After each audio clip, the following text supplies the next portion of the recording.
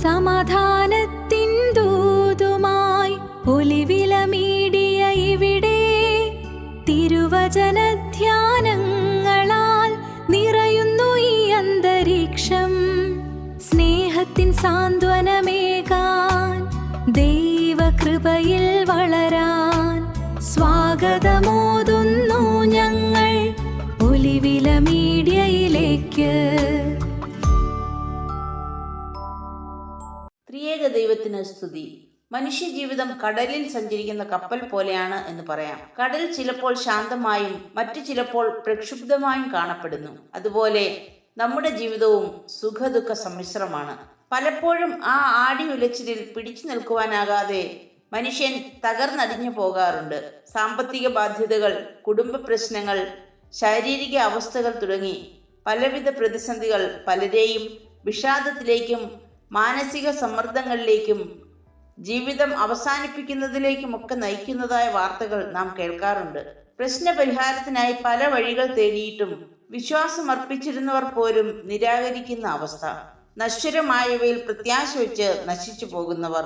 നമുക്കറിയാം, കൊടുങ്കാറ്റിൽ ആടിയുലയുന്ന കപ്പലിനെ സുരക്ഷിതമായി നിലനിർത്തുന്നത് നങ്കൂരമാണ്. നമുക്കത് കാണാൻ കഴിയില്ലെങ്കിലും കടലിനടിയിൽ ഉറച്ചു നിന്ന് കപ്പലിന് സുരക്ഷ നൽകുന്നത് അതാണ്. സ്ഥിരതയുടെ ചിഹ്നമായി ഇതിനെ കാണാം. ശരിയായ രീതിയിൽ നങ്കൂരം ഉറപ്പിച്ചില്ലെങ്കിൽ കപ്പൽ ലക്ഷ്യം തെറ്റുവാനും പാറകളിൽ ഇടിച്ച് തകരുവാനും ഒക്കെ സാധ്യത കൂടുതലാണ്. നമ്മുടെ ഇന്നത്തെ ധ്യാനചിന്തയുടെ വിഷയം ക്രിസ്തുവിൽ നങ്കൂരമിട്ട പ്രത്യാശ എന്നുള്ളതാണ്. വിശുദ്ധ യോഹന്നാൻ എഴുതിയ സുവിശേഷം 5-ാം അധ്യായം 25 മുതൽ 29 വരെയുള്ള വാക്യങ്ങളിൽ ന്യായവിധിയെയും പുനരുത്ഥാനത്തെയും നിത്യജീവനെയും പറ്റി മുൻകൂട്ടി പഠിപ്പിക്കുകയാണ് യേശു. ലോകം മരണത്തെ ജീവിതത്തിന്റെ അവസാനമായി കാണുമ്പോൾ ദൈവപുത്രനിലുള്ള പ്രത്യാശ പുനരുത്ഥാനവും നിത്യജീവനും പ്രദാനം ചെയ്യുന്നതാണെന്ന് ഉറച്ചു പ്രഖ്യാപിക്കുകയാണ് കർത്താവ്. ആ പ്രത്യാശ നമുക്കൊരു നങ്കൂരം തന്നെയെന്ന് എബ്രായ ലേഖന കർത്താവ് ഓർമ്മിപ്പിക്കുന്നുണ്ട്. ഉറപ്പുള്ളതും സ്ഥിരമായതും തിരശ്ശീലയ്ക്ക് അകത്തേക്ക് കടക്കുന്നതുമാകുന്നു അത് എന്നും കൂട്ടിച്ചേർക്കുന്നു. പഴയ നിയമത്തിൽ മഹാപുരോഹിതന്മാർക്ക് മാത്രമേ അതിവിശുദ്ധ സ്ഥലത്തേക്ക് തിരശ്ശീല മറികടന്നു പോകുവാനുള്ള അനുവാദമുണ്ടായിരുന്നുള്ളൂ, അതും വർഷത്തിലൊരിക്കൽ മാത്രം.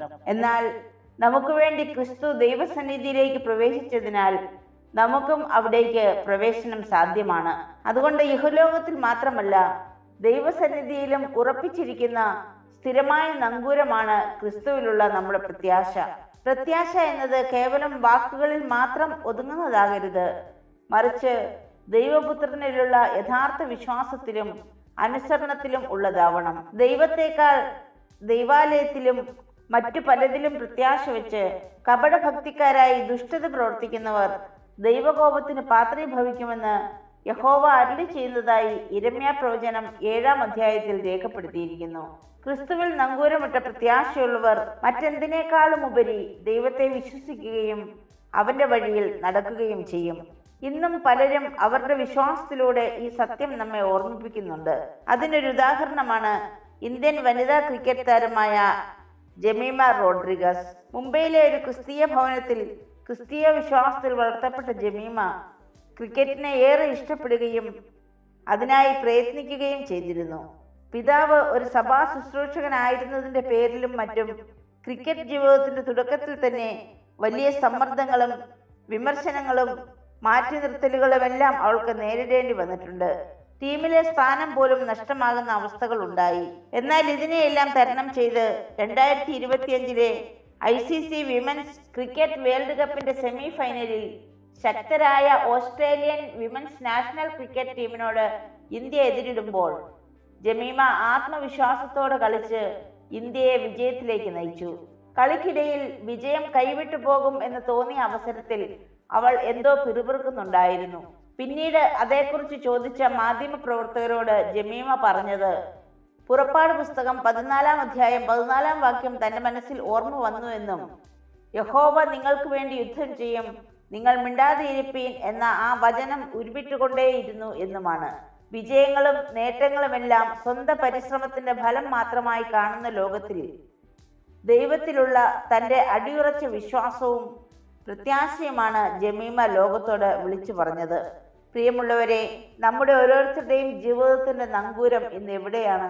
ബാഹ്യമായ ആചാരാനുഷ്ഠാനങ്ങളിലോ മതഭക്തിയിലോ സമ്പത്തിലോ അധികാര സ്ഥാനങ്ങളിലോ പാരമ്പര്യങ്ങളിലോ ഏതിലാണ് നാം പ്രത്യാശ വച്ചിരിക്കുന്നതെന്ന് സ്വയം ശോധന ചെയ്യേണ്ടത് ആവശ്യമാണ്.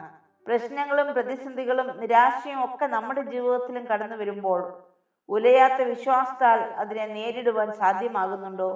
പ്രക്ഷുബ്ധമായ ജീവിത സാഹചര്യങ്ങളിൽ ഉറപ്പുള്ളതും അചഞ്ചലവുമായ പ്രത്യാശ മാത്രമേ നമ്മെ ധൈര്യപ്പെടുത്തുകയുള്ളൂ എന്നതോർക്കുക. എല്ലാ വാതിലുകളും അടഞ്ഞു, നിനക്ക് നിലനിൽപ്പില്ല എന്ന് ലോകം പറയുമ്പോഴും ക്രിസ്തുവിലുള്ള വിശ്വാസത്തിലും പ്രത്യാശയിലും നിലനിൽക്കുന്നുവെങ്കിൽ അവൻ നമ്മെ കൈപിടിച്ചുയർത്തും. കാറ്റിലുലയുന്ന കപ്പലിനെ തകരാതെ നിലനിർത്തുന്നത് നങ്കൂരമാണെങ്കിൽ ജീവിതത്തിലെ കൊടുങ്കാറ്റുകളുടെ മധ്യത്തിൽ തകർന്നു പോകാതെ നമ്മെ നിലനിർത്തുന്നത് ക്രിസ്തുവിൽ നങ്കൂരമിട്ട പ്രത്യാശയാണ്. പൗലോസ് അപ്പോസ്തലൻ ഓർമ്മിപ്പിക്കുന്നു, നാം ഈ ആയുസ്സിൽ മാത്രം ക്രിസ്തുവിൽ പ്രത്യാശ വെച്ചിരിക്കുന്നുവെങ്കിൽ സകല മനുഷ്യരിലും അരിഷ്ടന്മാരത്രേ.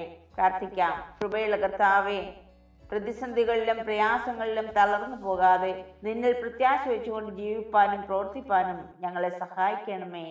ആമേൻ.